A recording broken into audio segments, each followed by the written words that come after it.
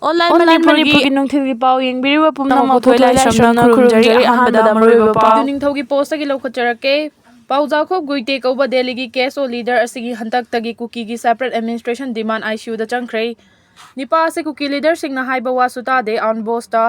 sub style da thabak tawi magi matung inbina ba mi su leitre mana tawriba sing asi lanba chumbana nakalama da thamkhraga magi plan khuding flop so oire comedy circus male haidana noknare panba yabadi Delhi gi jantra mantra da Kuki singi rally ama sen ki badu Zomi student amata yaukide atai drive ki student singsu invite taukide event adu cover tawba lakpa TV reporter amagi mahaki interview mayamna comedy oina viral chathanki English ngangba haiboi haitaboy wa ngangba haiboi haitaboy makok mamai amata hek samnadaba makai akon bada reporter du da onsilaga nang hato ura se laikil you haiki Jantar mantar da sin kiba event adusu Kuki Zomi council na Churchandpur da rally chin gani tawramlaga to kiba du da mahangna KJC GOI dagi paisa Chari haina maral siraduna KJC bu challenge tawraduna maranai self style self boss self interest event organize tawkhibani because Indian passport lawbada ahongba khara leiragani haina khangalagli Indian passport lawbaga mari lenana central government gi policy da maruiba ahongba ama lakpaga loinana kumja 2023 gi October amada natraga masigi matunga thokpasingi oina birth certificate na date of birth ki proof oiragani hairi hairiba khongthang asi maruoina passport lawba matamda mathau taba che chang streamline tawbaga loinana pulaf ki oina manahan ba haibani hairi khongthang jing asigi matung ina register of birth and death act 1996 ki makhada ayaba piraba municipal corporation the register of birth and death natraga atai ek asigi makhada ayaba piraba authority singna piba birth certificate sing chatnagani adumoina mathakta piriba pokpagi matam asigi mamangda leikhiba date of birth singda ahongba leiroi anoba Indian passport ki chana kanglon gi matung ina hana passport ki aroiba page ta leifam hablamba adu mioi adugi privacy yenglaga haplaroi masiga loinana aroiba page ta apokpa natraga apokpi gi ming hablamba du so apokpi gi lemina daba amadi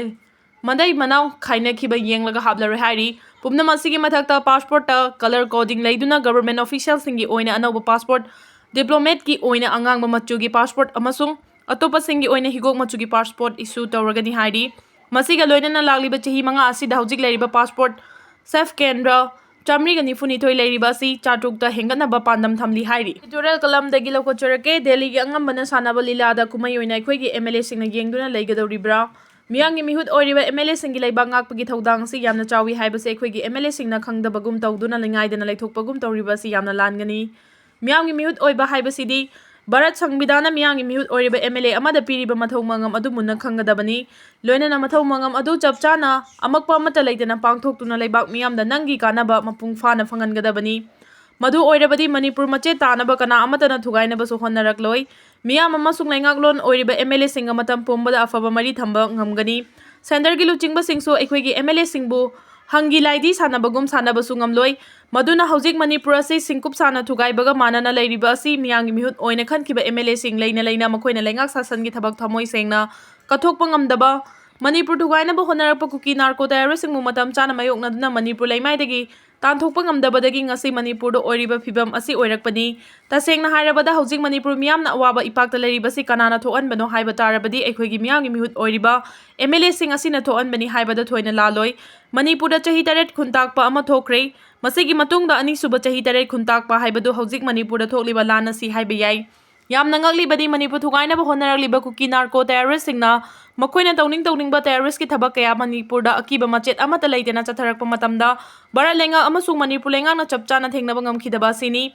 Manipur thugainaba honnaba haibasi bara thugainaba honnabani haina Lawduna bara lenga na Manipur thugainaba honaraliba Kuki narco terrorist singbu chapchana thengnaduna maithiba pinaba honnagadabani makhoibu maithiba piba haibasi bara lenga ki oinadi ekhoigi ipai pu singi wahaida